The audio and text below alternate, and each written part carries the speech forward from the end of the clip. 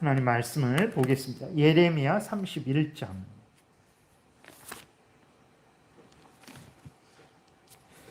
33절 34절입니다. 예레미야 31장 33절 34절 구약성경 1102페이지에 있습니다. 1102페이지 33절 34절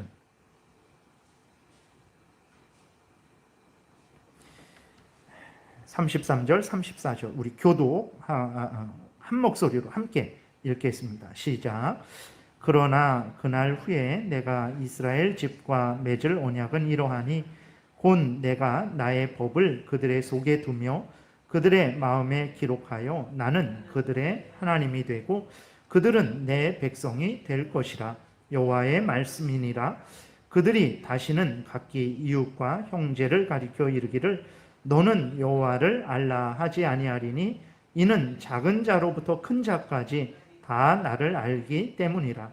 내가 그들의 악행을 사하고 다시는 그 죄를 기억하지 아니하리라. 여호와의 말씀이니라. 아멘. 기도드리겠습니다. 하나님 아버지, 이 시간 하나님의 말씀을 전하고 듣습니다. 성령께서 역사하셔서 성경을 통해서 알려주시는 것이 무엇인지 잘 깨달아 알게 도우소서. 우리 마음대로 이것이 중요하다, 저것이 중요하다, 이런 의미다, 저런 의미다 하지 말게 도우시고 성경에서 알려주시는 대로 교회가 역사적으로, 공적으로, 객관적으로 믿어온 그러한 바른 신앙 위에 서는 우리들 되게 도우소서. 이 시간도 온전히 주장하시기를 간절히 바라고 예수 그리스도의 이름으로 기도드렸습니다. 아멘. 이제 오늘부터는 본격적으로 세례에 대해서 이제 좀 살펴보는 시간을 갖겠습니다. 그래서 324문 보겠습니다. 324문 우리 문답하겠습니다. 두 성례들에 대해 보다 분명한 이해를 얻기 위해 이들 각각의 별도로 얘기를 나눠봅시다. 먼저 세례의 의미가 무엇입니까? 답. 세례는 두 가지 의미를 가지고 있습니다. 이를 통해 주님께서는 사죄와 영적으로 다시 태어나는 중생을 나타내 보여주십니다. 그래서 이제 아직까지 지난 시간까지는 로마 카톨릭의 잘못된 칠성례에 대해서 좀 살펴봤어요. 그래서 이제 오늘부터는 이제 구체적으로 세례와 우리 교회에서 인정하는 그 종교 개혁자들이 이제 두 가지 성례만 인정했죠. 그것은 세례와 성찬. 그것은 성경을 보더라도 세례와 성찬만이 예수 그리스도께서 제정하셔서 교회에서 행하라고 주신 거룩한 성례라는 것을 확인하게 됩니다. 그래서 첫 번째로 세례에 대해서 살펴보는데 그 세례가 의미하는 게 뭐냐? 아직까지 계속 여러 번 말씀을 드렸어요. 여러분들도 이제 어느 정도 아실 거예요. 아시지만 다시 한번 이렇게 확인하면서 또 우리의 믿음을 분명히 하는 시간을 갖겠습니다. 그래서 그럼 세례가 의미하는 게 뭐냐? 그랬을 때 세례를 통해서 하나님이 우리에게 보여주시는 게 있거든요. 무엇을 보여주시냐? 무엇을 가르쳐 주시냐? 그랬을 때 사죄, 우리 죄 용서, 우리가 죄 용서 받았다라는 사실과 우리가 중생, 거듭났다라는 사실을 우리에게 보여주고 있다라는 거예요. 그래서 여러분들이 세례를 생각하실 때마다 개인적으로 내가 10년 전이든 20년 전이든 30년 전이든 세례를 받은 것을 생각하실 때마다 그 세례를 통해서 하나님이 나에게 무엇을 알려주시는가?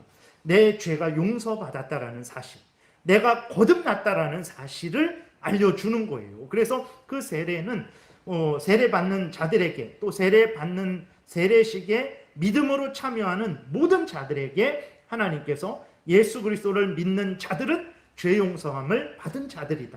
그 다음에 예수 그리스도를 믿는 자들은 거듭난 자들이다. 새로운 사람이 된 자들이다. 라는 것을 보여주시는 것이라는 것을 늘 생각해야 됩니다. 그래서 예를 들어서 우리들이 신앙생활 하다 보면 어떤 때는 게으르고 나태하고 또 범죄할 때가 있죠. 그럴 때는 우리가 너무 자책이 돼요. 그래서 정말 내가 하나님의 사람이라고 일컬음 받을 자격이 없다.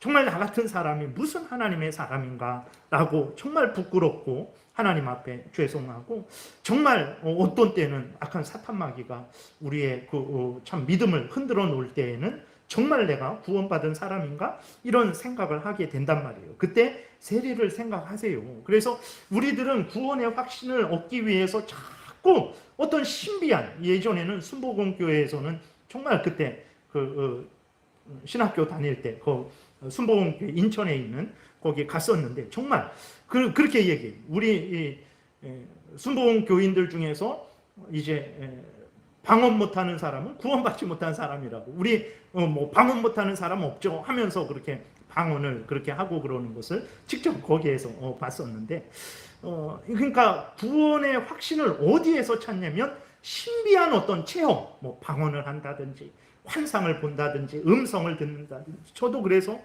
정말 이렇게 신학교를 다니면서 진짜 신학교 4년 동안에 진짜 생각했던 건 뭐냐면, 군대를 제가 공군을 갔었는데 30개월이었어요. 그때 제가 다닐 때는 30개월이었는데 그 자대 배치 받고 2개월 훈련 받고 그 다음에 자대 배치 받아서 제대하는 날까지 이렇게 출근을 하는데, 내무반에서 그 사무실까지 이렇게 언덕 작은 산이 있거든요. 요 공덕동 요거보다는 좀 더 높은 그런 산을 이렇게 넘어가야 돼요.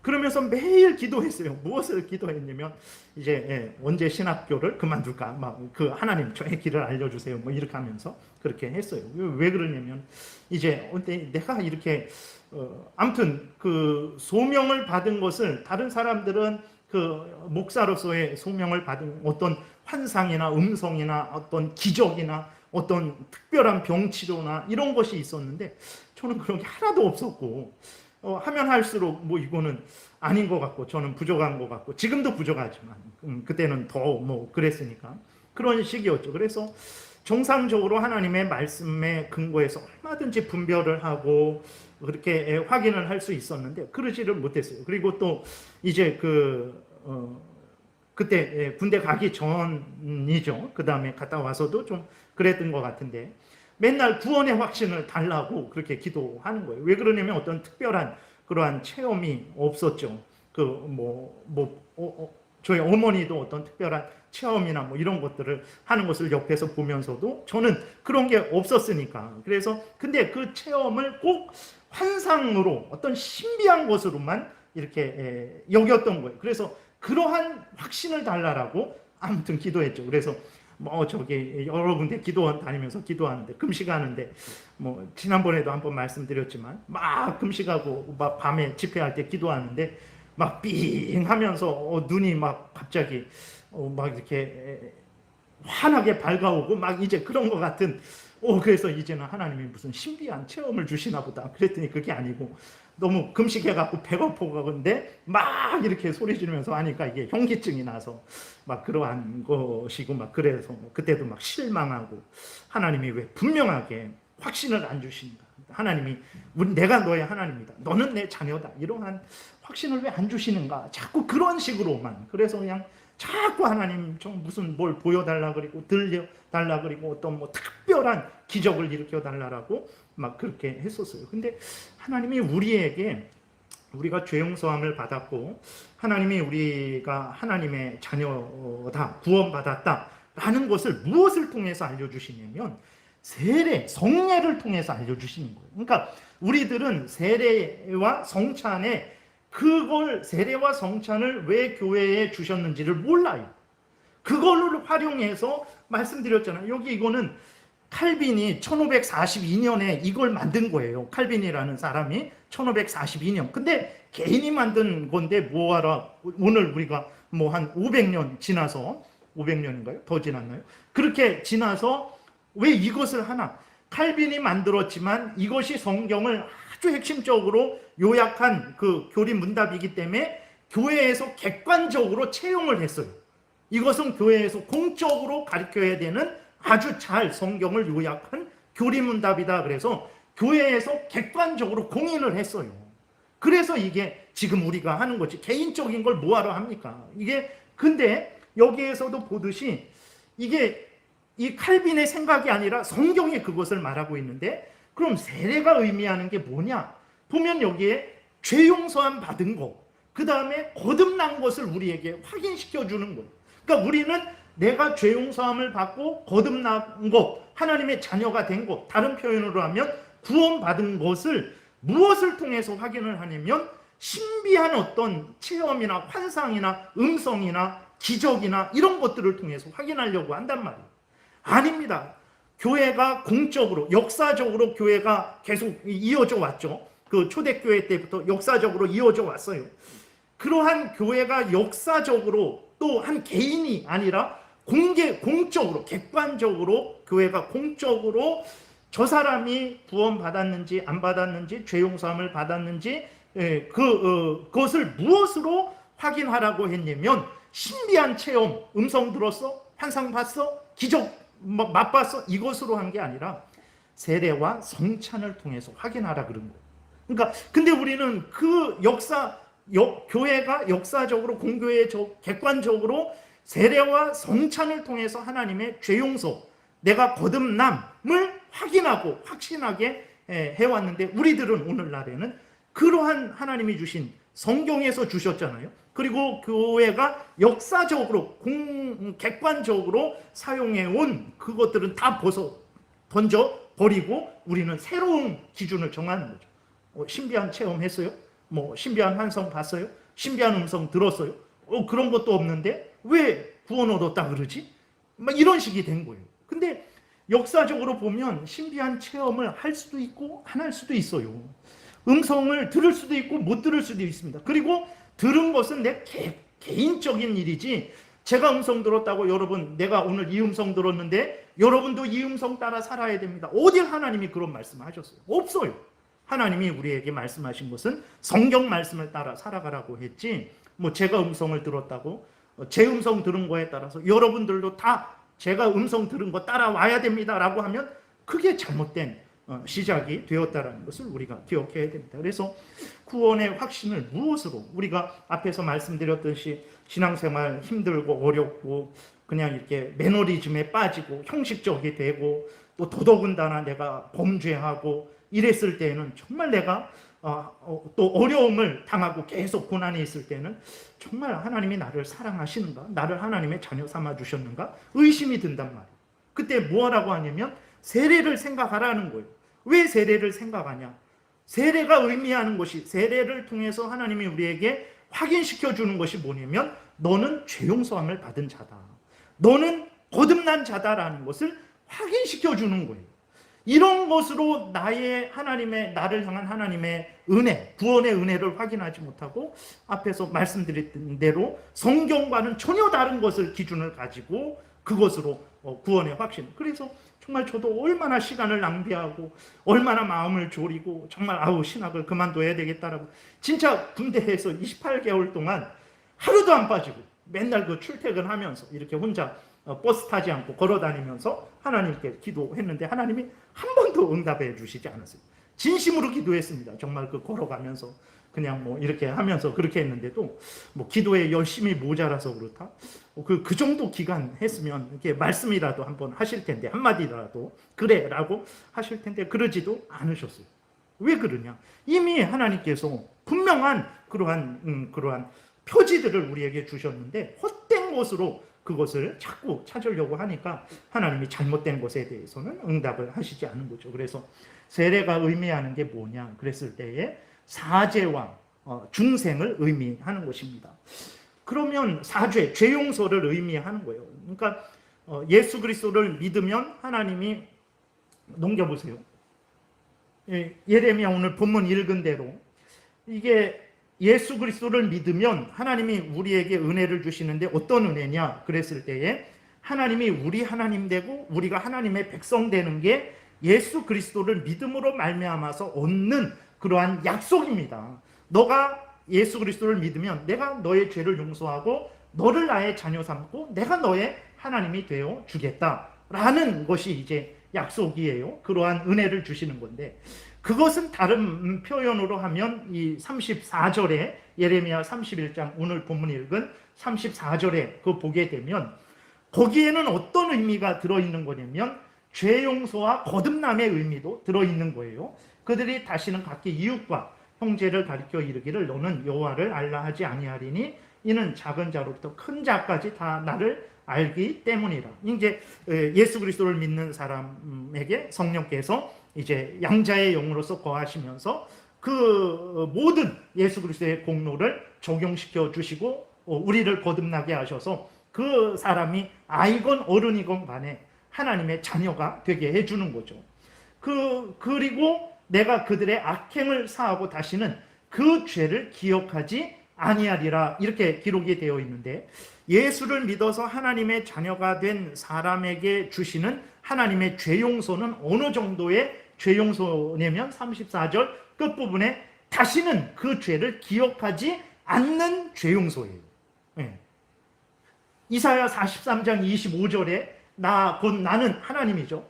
나를 위하여 하나님의, 그래서 우리가 모든 것은 하나님의 영광을 위하는 것입니다 라고 이렇게 말을 하는 것은 무엇이냐면, 하나님이 우리의 죄를 용서해 주시고 구원해 주시는데 누구를 위해서 죄 용서해 주시고 구원해 주십니까? 우리를 위해서지만 더 큰 것은 하나님을 위해서 하시는 거예요. 그러니까 하나님을 위해서 하실 때 내가 손해보는 것 같지만 아닙니다. 하나님을 위할 때 내가 가장 복됩니다. 네, 그것을 우리가 이해해야 됩니다. 여기서 보면 곧 나는 나를 위하여 너의 허물을, 내 허물을 도말하는 자니 내 죄를 기억하지 아니하리라. 너의 죄를 완전히 없애버리는 자다. 그리고 너의 죄를 내가 기억하지 않겠다. 그러니까 하나님이 예수 그리스도를 믿으면 죄 용서를 해주겠다라고 하셨을 때 그 죄 용서가 어느 정도의 죄 용서냐면 다시는 죄를 기억하지 않는 죄 용서예요. 그 세례가 그것을 알려주는 거예요. 그러니까 세례 때에 물을 가지고 침례교회에서는 물속에 풍덩 집어넣었다 빼죠. 그러나 장로교회에서는 물을 이렇게 적시든지 물을 뿌리든지 물을 조금 이렇게 붓든지 이런 방식을 씁니다. 어쨌든 물속에 풍덩 집어넣었다 빼거나 아니면 물을 뿌리든지 적시든지 물을 조금 붓든지 그런 것을 통해서 알려주는 것은 뭐냐면 물이 더러운 것을 씻는다라는 것처럼 물이 더러운 것을 씻어서 깨끗하게 하는 것처럼 예수님의 피가 우리의 죄를, 믿는 자의 죄를 깨끗하게 한다라는 의미인데, 그것을 드러내는데 어느 정도의 죄 용서냐 그랬을 때 하나님이 너의 죄를 다시는 기억하지 않는 죄 용서라는 것을 기억해야 됩니다.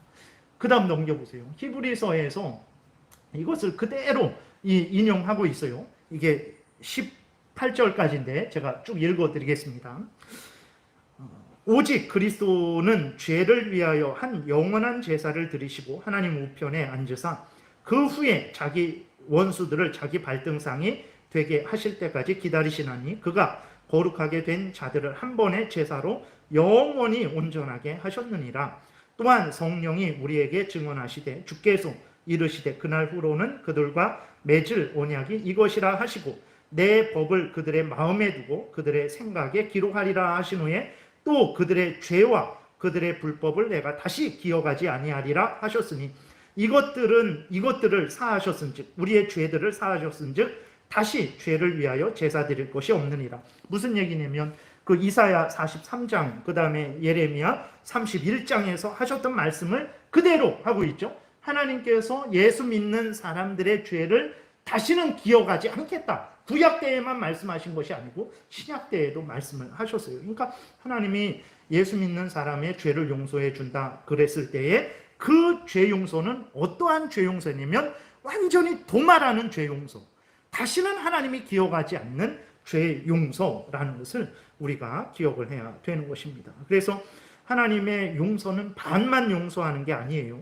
1년간만 유효한 용서가 아닙니다. 하나님은 그 죄를 완전히 용서해 주시는 용서고 영원히 기억하지 않는 용서라는 것을 우리가 기억을 해야 됩니다. 그럼 어떻게 이렇게 완전한 죄 용서를 우리에게 주시는가? 그것은 다시 밑으로 히브리서 10장 12절부터 보면 예수 그리스도가 십자가에서 우리를 대신해서 우리의 죄를 50%만 담당한 게 아닙니다. 80%, 90%만 담당한 게 아니에요. 우리의 죄를 100% 완전히 예수님이 다 담당했기 때문에 예수님이 우리의 죄값을 다 담당했기 때문에 0.1%라도 남겨두시지 않고 다 담당하셨기 때문에 하나님이 예수 믿는 우리들의 죄를 다 용서하시는 거예요. 하나님이 우리의 예수 믿는 자들의 죄를 완전히 100%다 용서하시는 것은 예수 그리스도의 십자가 죽음 때문에 그런데 세례가 그것을 우리에게 보여주는 거예요. 봐라, 예수님의 피가 너희들의 죄를 씻어준다고 하는데 그것이 어느 정도로 씻어주는 줄 아냐? 완전히 씻어주는 것이다. 물이 더러운 것을 완전히 깨끗하게 씻어 내리듯이 예수의 피가 너희들을 정결하게 완전히 씻어주는 것이다. 그래서 하나님이 너희들의 죄를 다시는 기억하지 않는 것이다. 하나님이 다시는 그 죄 때문에 너희들에게 심판을 다시 취소시키시고 다시 재판에 회부하시고 그렇게 하지 않는 것이다 라는 것을 우리에게 알려주고 있다는 것을 기억해야 됩니다. 그래서 여러분들이 하나님으로부터 죄 용서함을 내가 정말 받은 사람인가 라고 생각이 들고 그것을 확인하고 싶습니까? 그럼 세례를 기억하세요. 세례 받은 것을 기억하세요. 세례 받은 게 왜 세례 받은 것을 기억해야 됩니까? 세례 때 물을 가지고 이렇게 물을 적시거나 뿌리거나 물을 조금 붓거나 그런 것을 통해서 우리에게 예수의 피가 우리를 깨끗하게 하셨다라는 것을 보여줬잖아요. 예수를 믿었는데 내가 잘 모르겠어요. 그러니까 하나님이 세례를 제정하셔서 봐라, 물이 이렇게 물이 더러운 것을 씻듯이 예수의 피가 너의 죄를 깨끗이 씻은 것이다 라는 것을 확인시켜 줬잖아. 그러니 확신해라. 이게 세례의 의미거든요. 그러니까 다른 것으로 내가 어떤 사람 내 음성 들었는데 어떤 사람은 100번 들었어요. 그러면 100번 들은 사람이 겨우 한 번 들은 것 같고 그거 안 됩니다. 한 그래도 50번은 들어야죠. 그러면 뭐라 그럴 거예요? 그럼 100번 들었으면 대단하지만 어떤 사람은 1000번 들은 사람이 있으면 뭐 100번 들은 것 같고 뭐 합니까? 한 그래도 500번은 들어야죠. 이런 식으로 되면 끝도 없는 거예요. 그래서 그런 걸로 성경을 처음부터 보세요. 그런 거 가지고 구원의 확신을 얻고 죄 용서의 확신이 어디에서 그렇게 보증이 되는지 없습니다. 그럼 죄 용서의 확신을 내가 무엇으로 확인하나? 첫 번째로는 말씀으로 확인하고 두 번째로는 세례와 성찬을 통해서 세례를 통해서 확인하라는 것이 하나님의 뜻이고 교회는 역사적으로 다 이렇게 자기 죄 용서를 확인했다라는 것을 우리가 기억해야 됩니다. 그래서 세례는 죄 용서를 우리에게 알려주고 있는 것이고 두 번째로는 거듭남, 중생을 알려주는 것입니다. 그래서 세례는 죄 용서함을 더러운 죄로 오염되고 부패되었던 우리들이 예수 그리스도의 피로 깨끗하게 죄 용서함을 받았죠. 씻음을 받았어요. 그래서 새 사람이 되었다라는 것을 우리에게 알려주는 거예요. 물이 더러운 것을 씻어내서 너는 새 사람이 되었다. 예수를 믿는 너가 예수의 피로 죄 용서함을 받아서 너는 이제 예수님 안에서 새 사람이 되었다라는 것을 무엇으로 알려주냐? 환상이 알려주냐? 음성이 알려주냐? 아닙니다. 세례가 알려주는 거예요. 봐라, 세례가 그런 의미로 하나님이 우리 교회에 세례를 제정해서 주셔서 세례를 시행하라 그런 거예요. 그래서 세례를 받는 사람도 세례를 받을 때 예수 믿는 나를 예수님의 피가 깨끗이 씻어 주셔서 내 죄를 다 도말하셨구나. 정말 그리고 나를 새 사람 되게 하셨구나. 이 믿음을 가지고 세례를 받아야 되는 것이고 그 다음에 세례식에 참여하는 모든 성도들도 지금 저 물이 의미하는 예수의 피가 더러운 죄인의 죄를 씻어주고 거룩하게 하는 그것을 의미하는 거구나라는 것을 생각하고 세례식에 참여를 해야 되는 것입니다. 그렇게 믿음으로 하나님이 성경에서 알려주신 대로 그 세례식을 행할 때 세례 받는 사람도 세례에 참여하는 사람도 하나님의 또 은혜를 받게 되는 것이에요. 그래서 중요한 것은 이제 그 세례는 죄 용서를 알려주고 그 다음에 세례는 거듭나는 것을 알려준다라는 것입니다. 새 사람이 되었다라는 것을 내가 예수 그리스도로 말미암아 새 사람이 되었다라는 것을 알려주시는 거예요. 내가 점점 이 다음에 10년 후에 어떤 공로를 세워서 새 사람이 되는 게 아닙니다.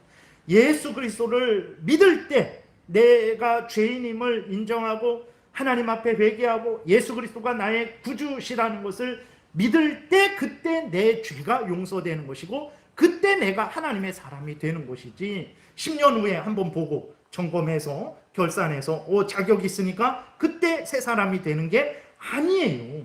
예수를 믿을 때 죄 용서함을 받는 것이고 예수를 믿을 때 새 사람이 되는 거예요. 그래서 예수를 믿을 때 죄 용서함을 받았고 새 사람이 되었다라는 것을 세례를 통해서 확인시켜 주는 거예요.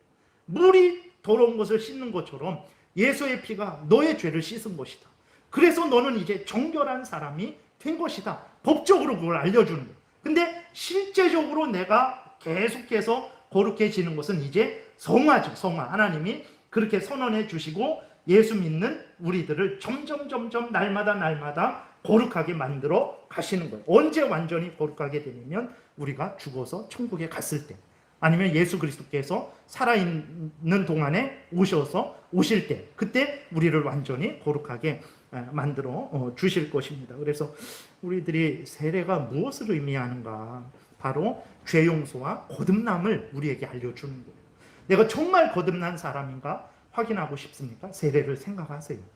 예수의 피가 나를 씻어서 나를 이렇게 새 사람 되게 만든 것이지, 그걸 가지고 힘을 얻고 위로를 얻어야지 자꾸 음성을 듣고 환상을 보고, 아니 그 음성이랑 환상이 뭐가 그렇게 대단합니까?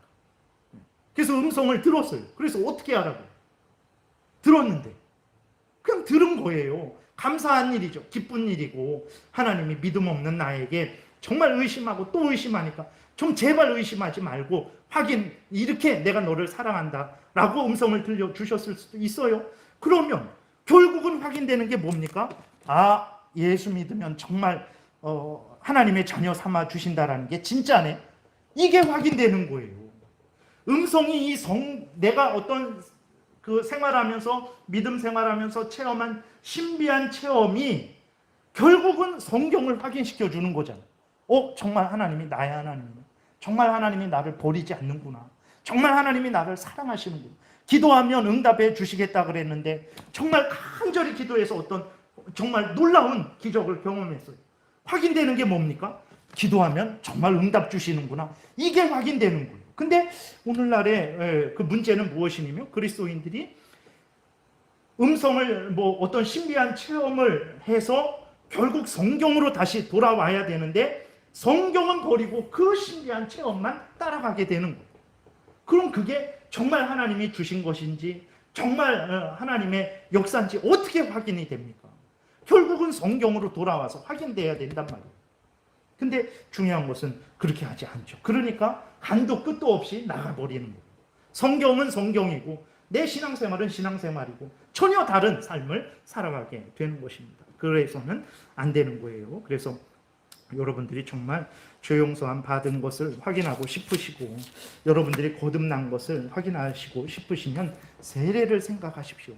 세례를 그런 의도로, 그런 용도로 하나님이 주신 거예요. 근데 세례를 그런 용도로 받는 사람도 별로 없어요. 교회에서 그런 용도로 가르치고 세례를 주는 교회도 별로 없어요. 세례를 받은 사람도 그런 용도로 세례를 계속 생각하는 사람도 별로 없어요. 그냥 자기 마음대로 신앙생활 하는 거예요.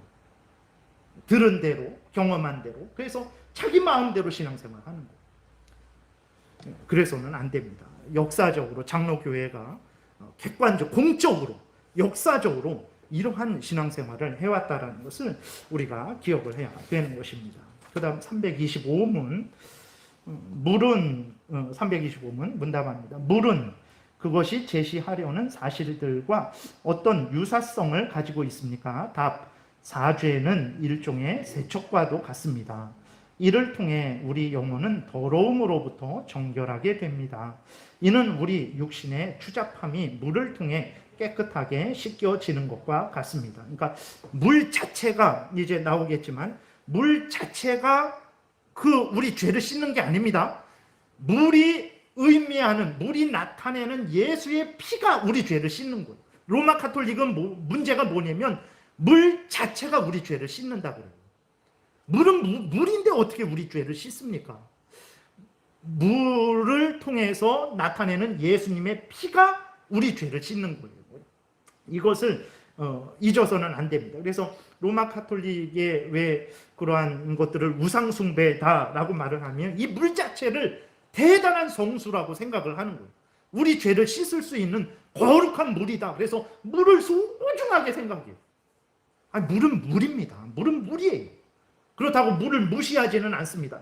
나중에 보겠지만, 그렇지만 물은 물이고, 중요한 것은, 우리 죄를 씻는 것은 물이 나타내는 예수의 피가 우리 죄를 씻는 것이라는 것을 우리가 기억을 해야 되는 거예요. 그 다음에 326문. 세례의 또 다른 의미에 대해 말해 보세요. 답. 중생의 시작은 인간의 본성이 죽임을 당하는 것이며, 중생의 결과는 하나님의 영을 통해 새 피조물이 되는 것입니다. 물이 머리 위에 뿌려지는 것은 죽음을 상징하는 표입니다.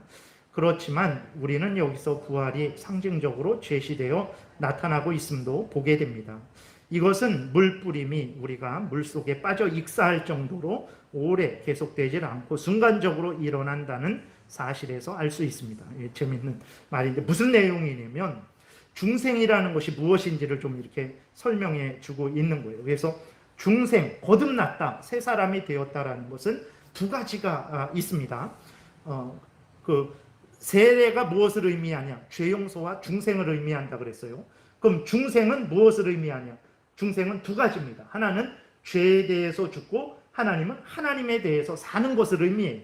그 사람이 중생했다, 거듭났다, 다시 태어났다, 새롭게 되었다라는 것은 무엇을 의미하냐면, 죄에 대해서는 그 사람이 죽었다, 그리고 하나님에 대해서는 살았다, 이것을 의미하는 것이라는 것을 기억을 해야 됩니다. 그러면 죄에 대해서 죽었다라는 게 뭔가라고 했을 때, 그것은 이제 죄가 무엇입니까? 그러니까 오늘날 문제는 무엇이냐면, 죄를 물질적인 어떤 것으로 생각을 해요. 그러니까 죄로 오염되고 부패되었다라고 그랬을 때, 예를 들어서 김치 국물이 여기 하얀 와이셔츠에 묻었어요. 그러면 죄를 씻는다라는 것을 어떻게 생각하냐면, 죄는 김치 국물과 같은 것이고, 그 다음에 예수님의 피로 김치 국물 같은 죄를 깨끗이 씻어서 다시 이렇게 하얗게 만든다라고 생각을 하는데, 아닙니다. 그거는 죄에 대해서 오해한 거예요.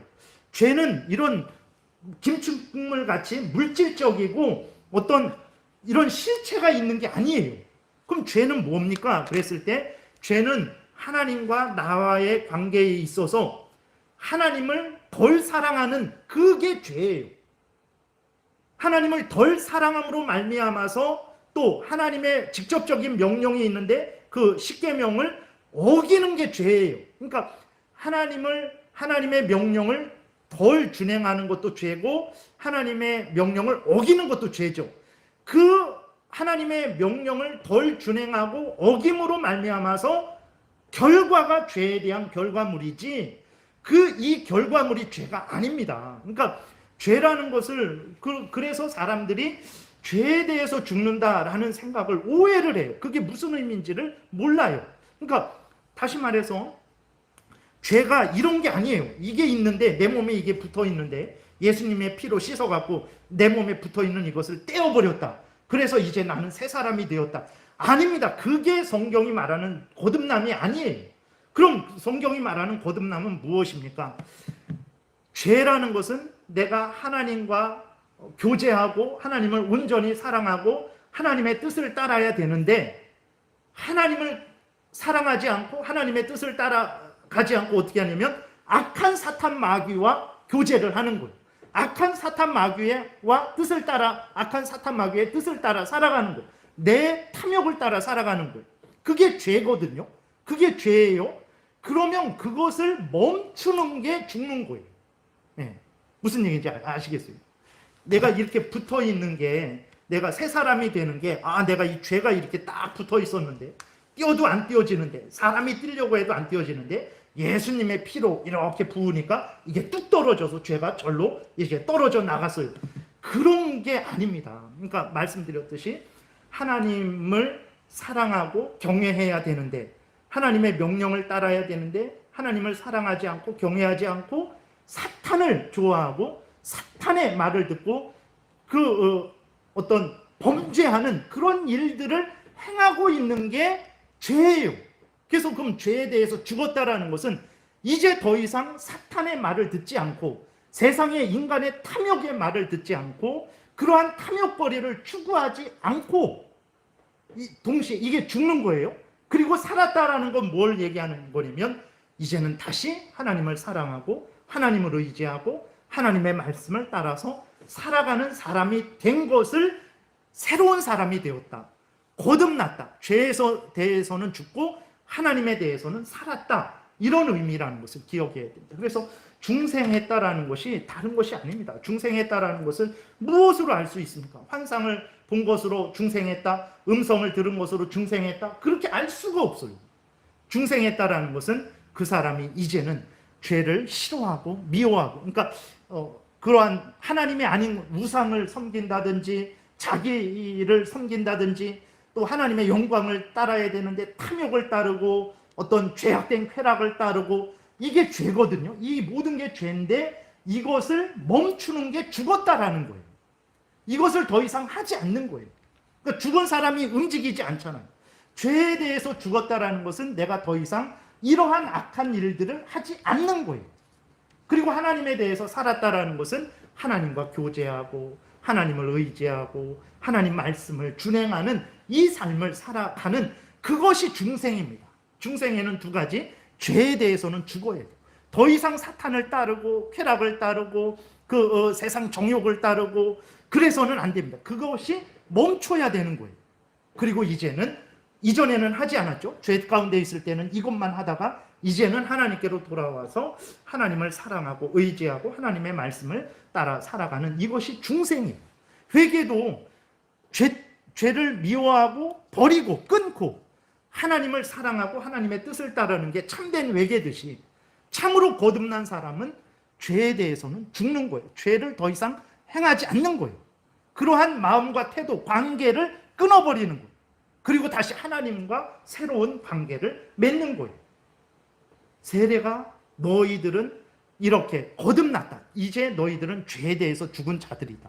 너희들은 하나님에 대해서 산 자들이다. 라는 것을 보여주고 있는 거예요. 근데 우리들이 그 세례의 의미를 깊이 생각하고 내가 이런 사람이지, 내가 죄에 대해서는 죽고 하나님에 대해서는 산 사람이지, 그럼 하나님과 더 교제를 하고 더 가까이 하고 더 하나님의 뜻을 따라 살아가야지, 이렇게 묵상을 하고 그렇게 행해야 되는데 세례의 의미를 모르게 되니까 그냥 죄에 대해서 죽는 게 뭔지, 그냥 회개하면 말로 회개해서 붙어있는 죄를 이렇게 떼버려서 저기다 던져버리면 그게 회개인 줄 아는 거예요. 그것이 거듭난 건 줄 아는 거예요. 아닙니다. 그런 거듭남은 성경에 없어요. 성경에서 말하는 거듭남은 죄에 대해서 죽고 그 행위를 이제 내가 사탄과 교제하던 것이 끊어지고 이제는 하나님과 교제하는 거예요. 이렇게 하나님과 계속 교제해야 되는데 우리의 게으름과 나태함, 남아있는 부패성, 탐욕, 사탄 마귀의 유혹, 세상의 유혹 때문에 다시 내가 하나님의 사람으로서 하나님과 교제해야 되는데 다시 내가 저쪽으로 가려고 하는 게, 저쪽으로 때론 가는 게 죄예요. 그러나 나는 하나님의 사람으로서 잘못을 하는 거죠. 구원이 취소되는 게 아닙니다. 회개라는 것은 늘 하나님하고 사랑하고 하나님 뜻 따라 살아가야 되는데 내 게으름과 나태함 때문에, 내 탐욕 때문에, 사탄 마귀의 유혹 때문에, 여러 가지 이유 때문에 하나님과 교제하지 않고 다른 것들을 더 사랑하고 다른 일들을 더 하려고 하는 게 죄예요. 그거를 멈추고 다시 하나님께로 돌아와서 하나님을 사랑하고 의지하는 게 회개입니다. 그러니까 이렇게 한다고 해서 구원이 취소되는 게 아니고 나는 하나님의 자녀인데 하나님의 자녀답게 살지 못한 거기에 대한 책망을 받고 징계를 받는 것이지, 하나님의 자녀였던 게 취소되어 갖고 다시 사탄의 자녀 됐다가 회개하면 다시 하나님의 자녀가 되고 그런 것이 아닙니다. 그래서 하나님의 자녀가 되었는데 하나님의 자녀답게 살지 못하는, 그게 회개할 죄라는 거예요. 그래서 그걸 멈춰야 돼요. 그래서 이제는 하나님의 자녀답게 살아가야 돼요. 그게 참된 회개지, 우리가 주일날 이렇게 참회 기도를 하잖아요. 그게 참된 참회 기도지, 그냥 입술로만 이렇게 고백했다고 해서 내 죄를 열거했다고 해서 그게 참회 기도냐? 아니라는 것을 우리가 분명히 기억을 해야 되는 것입니다. 그래서 세례가 의미하는 것은 사죄와 거듭남을 의미하는데, 그럼 거듭남은 죄 용서는 앞에서 말씀드렸어요. 완전한 죄 용서. 어떻게 완전한 죄 용서를 받냐? 예수님이 우리를 대신해서 완전히 우리의 죄를 100%다 담당하셨기 때문에 하나님이 완전한 죄 용서를 주시는 거예요. 90%의 죄 용서 아닙니다. 완전한 죄 용서예요. 그 다음에 중생, 거듭남을 나타내는데 그 거듭남은 어떤 거듭남이냐? 죄에 대해서는 죽는 것이고 하나님에 대해서는 사는 그것이 거듭남이라는 거예요. 세례가 봐라. 너희들이 예수를 믿을 때 예수 그리스도의 피가 너희들을 깨끗하게 해서 그 사탄 마귀의 종로로 타던 데서 해방시켜서 이제는 하나님의 자녀로 만들어서 하나님의 자녀가 되었다. 이것을 세례를 통해서 우리에게 확인시켜 주는 거예요. 그리고 확신케 하는 거예요. 그리고 물론 세례는 이제 교회에 개교회의 회원이 된 것을 공적으로 그렇게 가입하는 시기고 그런 의식이고 또 하나는 내가 하나님의 사람으로서 살아가겠다고 하나님 앞에서 교회 앞에서 이제 맹세하는 그런 또 맹세의 의미도 있죠. 그거는 이제 나중에 하고 그래서 말씀을 마치겠습니다. 그래서 여러분들이 정말 내 죄가 용서를 받았나? 내가 거듭났나? 세례를 생각하십시오. 세례가 뭔데요? 사죄와 중생을 알려주는 거예요. 사죄는 예수 그리스도의 십자가 완전한 죽음으로 내 죄가 완전 용서된 사죄입니다.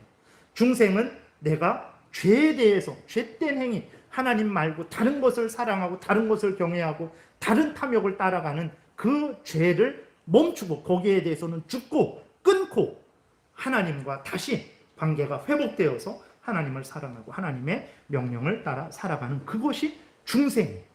그것을 나타내는 거예요. 그럼 우리는 세례받은 자로서 어떻게 살아가야 됩니까?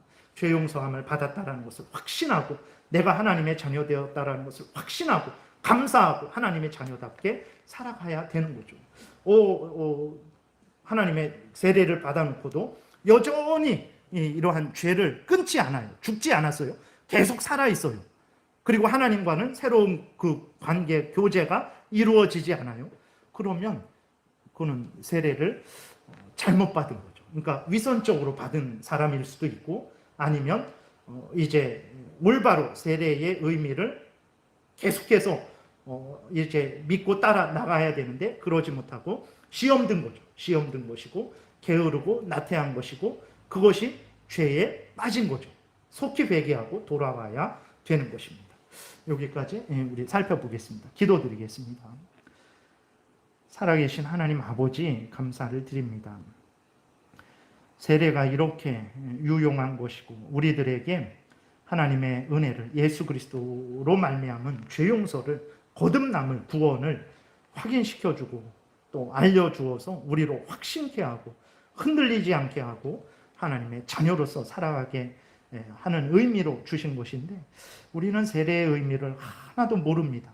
세례의 의미를 깊이 깨닫고 세례를 받지도 못했고 세례를 받은 이후에도 그 의미를 잘 깊이 생각하지도 않았고 그 세례가 나타내는 그 하나님의 뜻을 따라서 살아가지도 못한 참 부족한 자들입니다. 용서하시고 다시 한번 세례를 깊이 생각하고 세례를 통해서 드러내시는 하나님의 뜻으로 인해서 기뻐하고 즐거워하고 이런 은혜를 주신 하나님을 위하여 마음과 뜻과 정성과 목숨을 다하는 복된 신앙생활 하게 도와주옵소서. 감사드리고 예수 그리스도의 이름으로 기도드렸습니다.